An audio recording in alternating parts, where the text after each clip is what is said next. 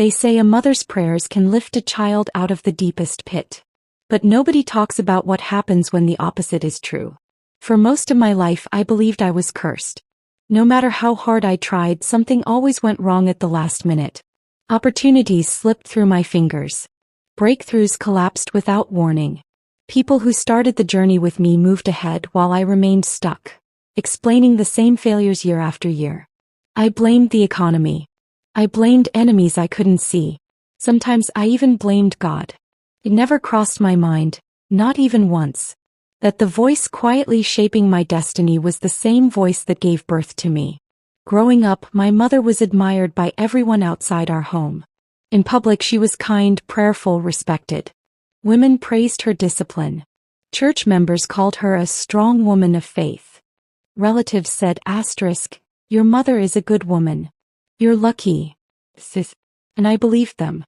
Because children don't question love that feeds them. They don't doubt hands that dress them. They don't suspect the voice they grew up hearing every morning. But inside our house, things were different. My mother had a habit she never noticed. Whenever something good came my way, she spoke first. Always softly, always casually, always with a laugh. "You want to do that? Let's see. You people of nowadays, you don't last. Just don't come back crying. People like us don't get lucky like that." She never shouted. She never insulted me openly.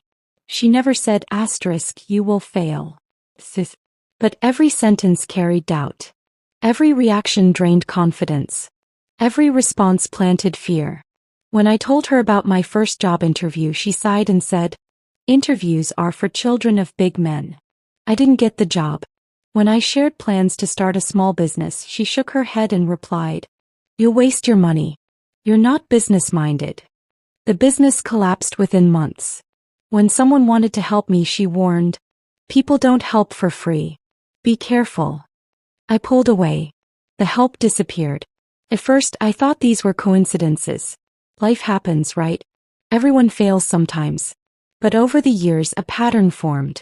Not once, not twice, but again and again. Every time hope rose in my heart, her words followed.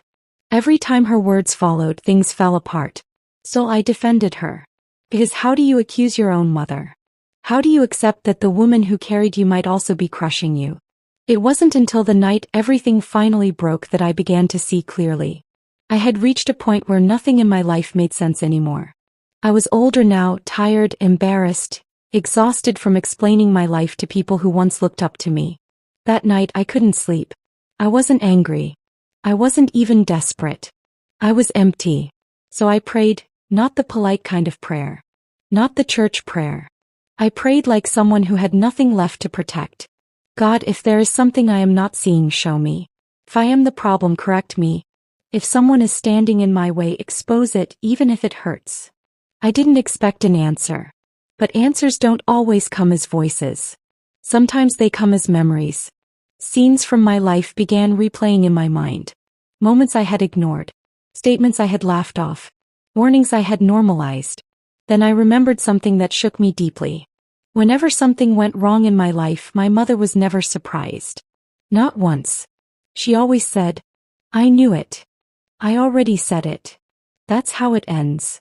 Not with sympathy. Not with comfort. With confirmation. That was the night I understood something painful. My mother didn't see me as someone rising. She saw me as someone she expected to fail. And she had been speaking from that expectation for years. I began to notice something else. Something darker. Whenever I succeeded in small ways, she grew quiet, cold, distant. But when I struggled, she became energetic, talkative, involved. It was subtle, almost invisible, but it was real.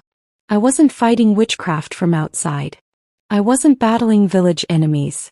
I was growing under a roof where discouragement was normalized, where fear was disguised as advice, where limitation was spoken as wisdom. And words are powerful.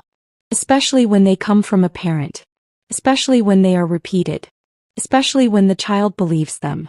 I cried that night, not because I hated my mother, but because I finally understood the weight of what had been happening to me. And that understanding came with a hard truth. Not everyone who loves you believes in you. Not everyone who gave birth to you is assigned to shape your future. Some people love you, but only as long as you remain smaller than them. The next morning I made a decision that changed my life. I didn't confront her. I didn't accuse her. I didn't fight. I simply stopped reporting my life to her. I stopped announcing opportunities. Stopped sharing plans. Stopped seeking validation. When something good happened, I kept quiet. When I was preparing for something big, I prayed in silence. And slowly, very slowly, things began to change. Doors opened without drama. Help stayed. Peace returned. For the first time in my life, progress didn't collapse at the final stage. That's when I learned something many people never learn until it's too late. Sometimes the problem is not hatred. It's expectation. If someone expects you to fail long enough, and you keep listening, you will eventually obey that expectation without realizing it. This story is not about blaming parents. It's about awareness. Because some chains are not spiritual. They are verbal. They are emotional. They are familiar.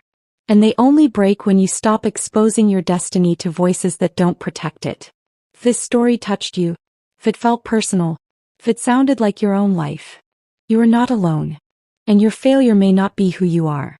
It may simply be who you've been listening to. If this story touched your heart, please share it with someone who needs to hear it, and subscribe so you don't miss the next powerful story.